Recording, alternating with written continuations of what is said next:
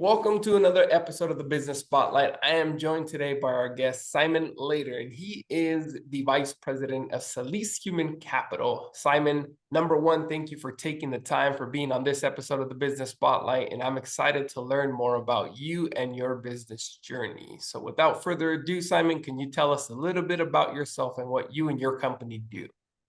Yeah, hey, thanks, Edgar. I appreciate being here. So Salisi Human Capital is a cybersecurity headhunting firm. We focus on helping small and medium-sized, high-growth cybersecurity vendors find and develop their very best talent. So really, we're an organization that helps them grow and scale by putting the right people in the right positions at the right time. Yeah, and you've been with them a little over a decade now. So can you talk a little bit about your personal journey and like your climb to where you're at now, and what's that look like over the years? Yeah, so I joined the company in 2005. So yeah, it's been a few years, and we've stayed true to our roots as being a boutique headhunting firm.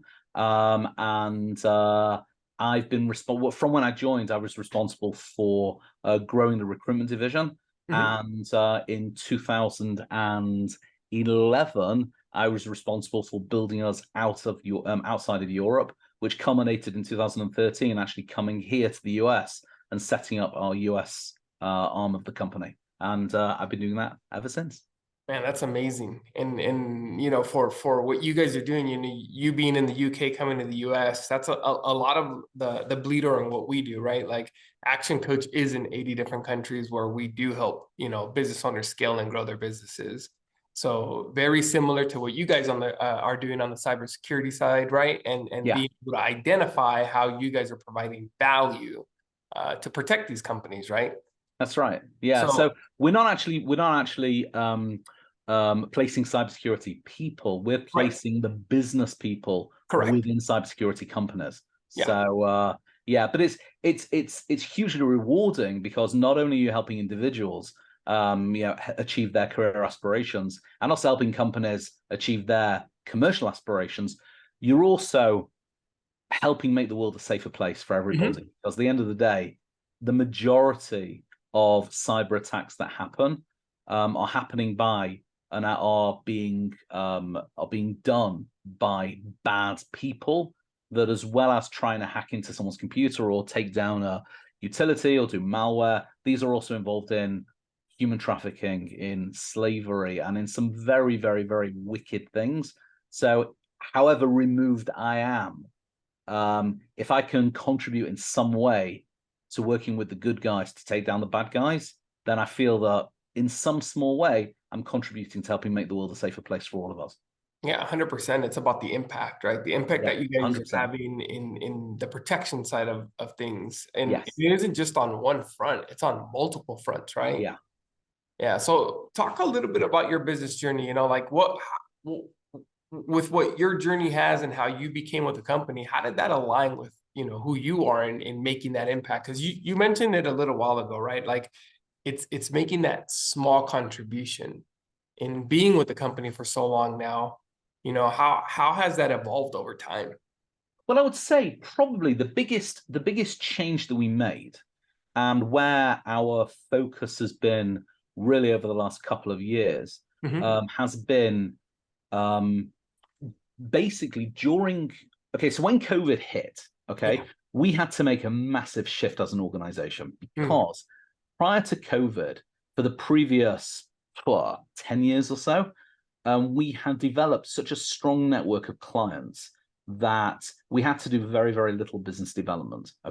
Almost all of our clients came through referrals. They were referred to us, and we were turning away more business than we were taking on because we never really needed to do any business development.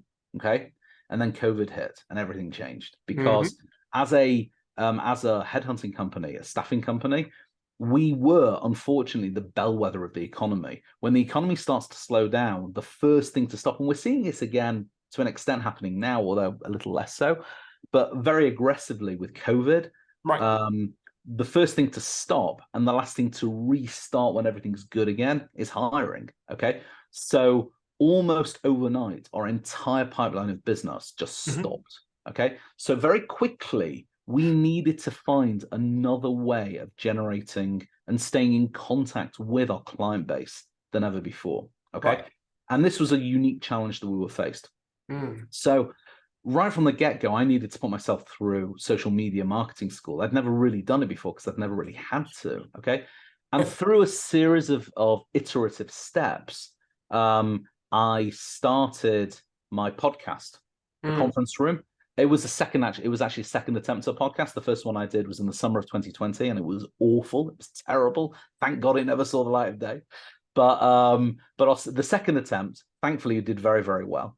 Right. And what we stumbled upon through doing, and initially, this was purely a mechanism for us to stay in touch, relevant, and provide educational content to our client base. What it evolved into was the fulcrum of a value first, gentle touch lead generation process. Right. And it completely revolutionized how we go about marketing our business and engaging with our client base.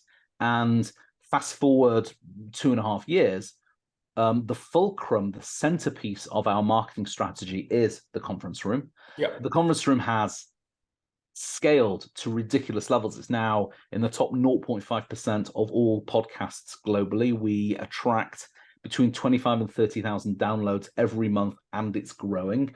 Wow. Just last week, we celebrated our 400,000th download since the podcast started.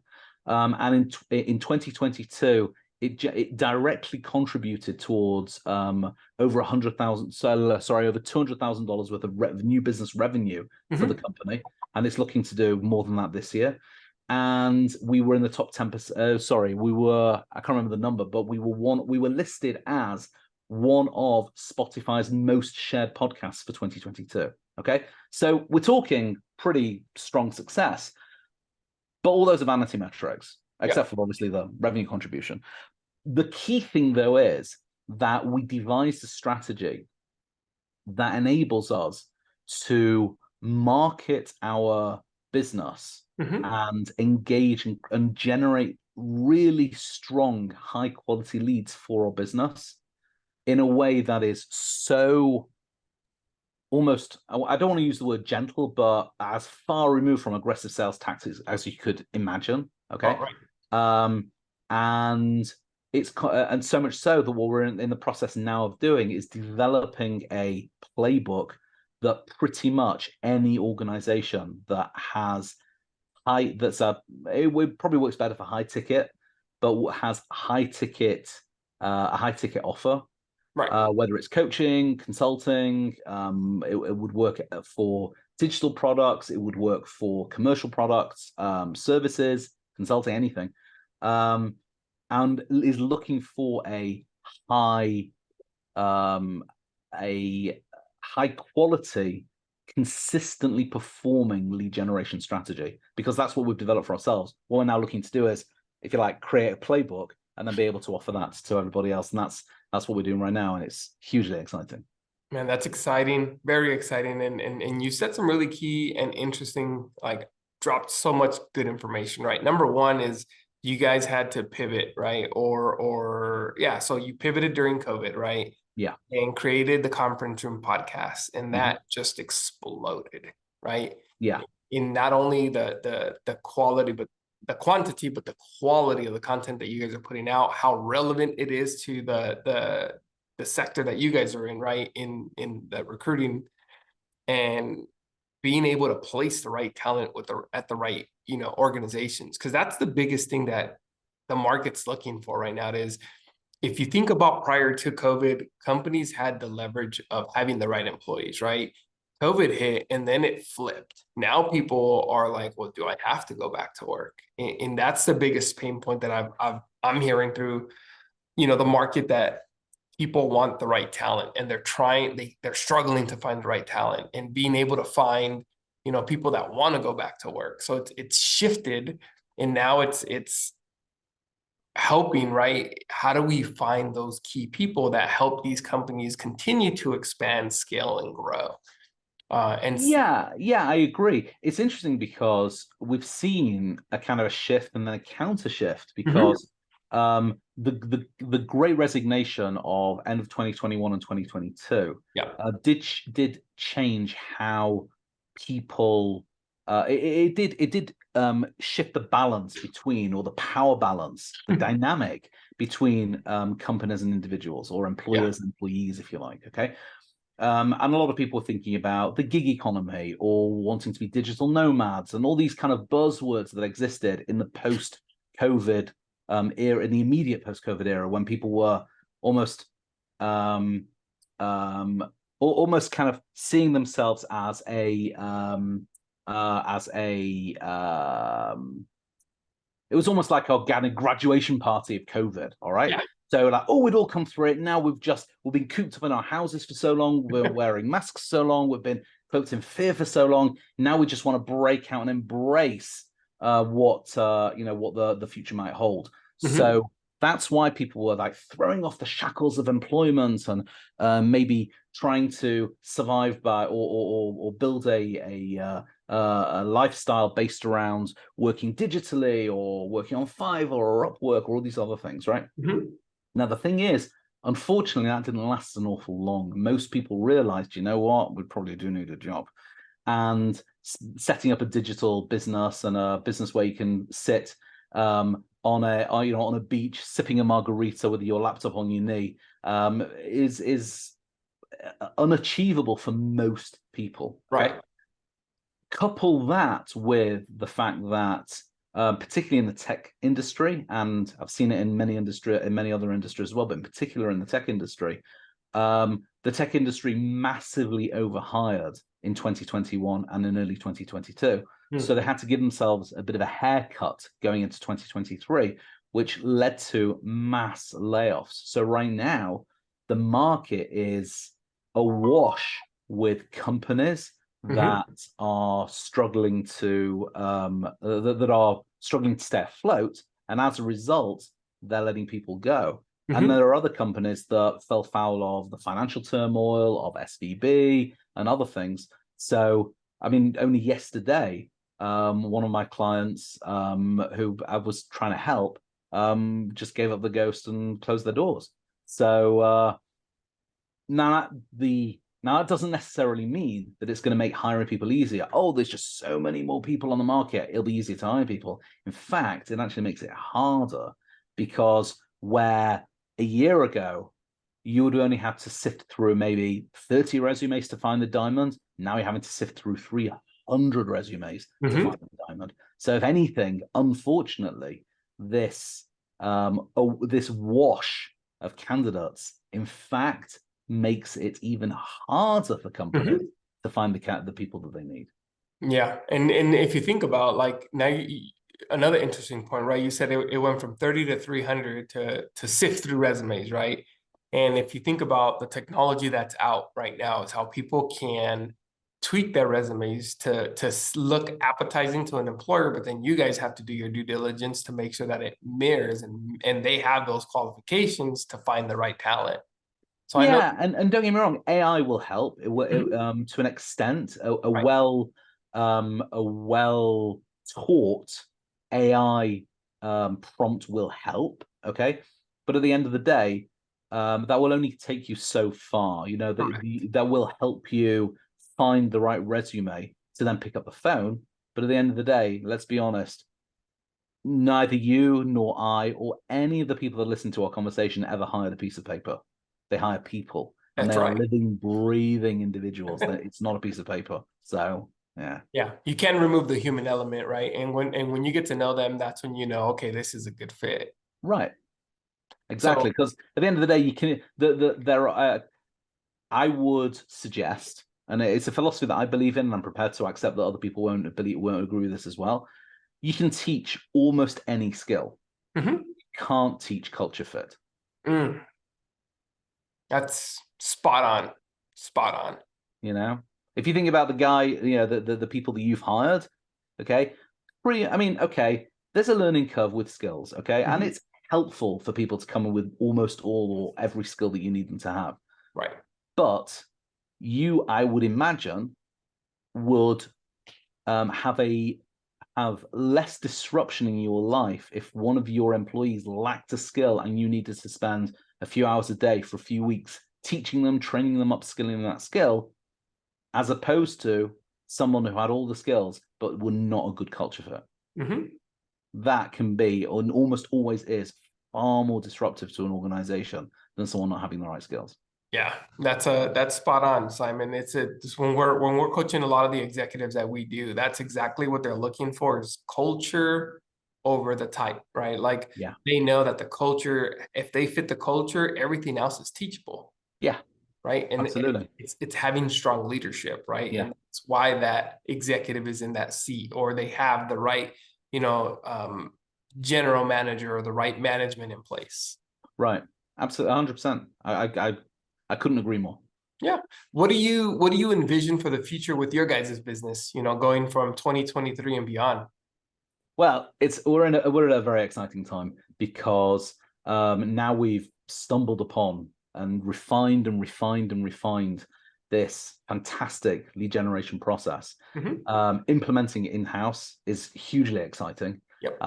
So we're looking forward to that. We've had I think everybody has had a tough few months over the past few months. We've been lucky enough that we had a strong enough 2022 and a good 2021 off the back of, let's be honest, a horrendous 2020. That we're going to be fine, all right. And things are doing well.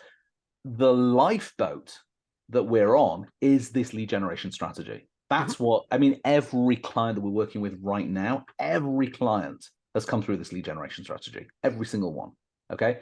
All the clients that we had prior to, a lot of them have just kind of gone by the wayside. COVID took a lot of people down. Okay. So we're very, very lucky that we developed this strategy at the right time.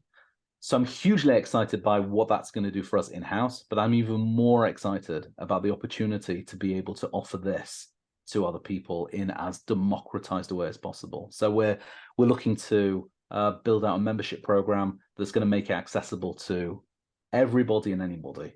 Yep. At the basic level, they'll have access to all the materials, and then as levels go higher and higher, they'll be able to get more and more personalized attention from myself and my team. Yeah. Isn't that interesting how, like, you just said that it's the pivoting factor, but that you landed on a gold mine, right? And this is what the market is looking for, right? A lot, and you've tested it in-house. So now hey, look, we proved that it worked. Here's how it can shift towards the other industries where it can benefit, and it will benefit, like you talked about, through the different membership programs. Yeah. And that's an interesting way to shift, because a lot of companies I've noticed that are shifting into a membership-based model, in what that's creating is that reoccurring revenue.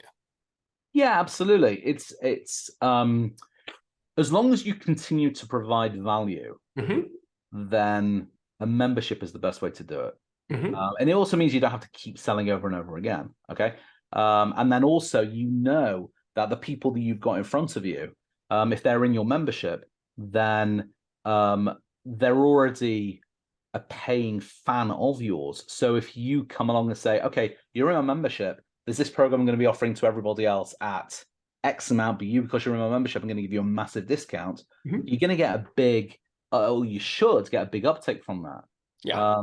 Because they're already buying from you. Much the same way that Amazon Prime, I mean, think about it. It's a membership that so many people are members of, and they still continue to buy more stuff from Amazon. Amazon are continuing to upsell. So, because they know they're getting consistent value from a trusted brand. So it's just basically jumping off of that model. Yeah. And there's so much good information that you're providing, right? And the viewers, I'm hoping that they're gaining and taking some notes, because you've provided really, really good content for us. Thank you. And being able to provide the value and the impact that you guys do. So with that said, as we come up to the end of the business spotlight, Simon, I do have another question is along this entrepreneurship journey or in your current role, what have you personally learned about yourself now that we're, at the tail end of COVID? What I've learned about myself Mm-hmm. is that I like to think I'm a good salesman. Okay, I've been in sales for, well, I've been in professional sales for like 20 odd years, but my mum and dad would say, my dad's passed away now, but my mum and dad would have said I've been in sales ever since I could crawl. So I like to think I'm a good salesman. However, the key I've learned, not just about myself, but about the world around me, the key now to selling successfully is providing value first. By going out there and giving and giving and giving more. That's the way that builds value. It builds valuable relationships. It creates reciprocity. And it's a way to cultivate long-term relationships. And although it's not necessarily a quick win, it's a way to radically improve your long-term the chances of your long-term commercial success. Yeah. And that's something that I've learned in general. And contrary to what I thought going into COVID, I've learned that it's something that anyone can do. So sales for me is about providing value first. And for most people, that comes by teaching. Yeah. Yeah. I couldn't agree more with you, Simon, is the value that you provide, the value that we provide, right? It's in how we educate them, right? And the impact that it's going to have on the back end of their outcome. Yes. It's nurturing, building that relationship, giving them the value, providing the value. And that leads to retention, right? Like keeping your clients, the people in your sales pipeline, and you just keeping them provided with the value and how they're growing and how you're impacting them. That's what keeps that retention. So I couldn't have said it better myself, Simon. I appreciate you for being on this episode of the Business Site. As we wrap up, what's the best way for people to connect with you, get a hold of you if they're looking for your product and service? Okay, so I have a fledgling group on Facebook that is in the process of launching. So if you join the group before we launch, we'll be launching sometime in the summer. But if you join the group before we launch, you'll get a bonus of a pre-launch sort of founding member bonus, and it's free to join because it's a Facebook group. That's probably the best way, and it is facebook.com/groups/scale share monetize. Perfect. /scale share monetize. Of course, you can find me on LinkedIn, Simon Lader, and my email address is right there, simon.lader@salisi.com. People are more than welcome to reach out to me there. But the best way, and if you want to get some real value, go to facebook.com/groups/scale share monetize. Well, there you have it. And Simon, thank you again for being on this episode of the Business Spotlight. And I look forward to connecting with you, Simon. Edgar, it's been a real pleasure. Thank you so much for your time.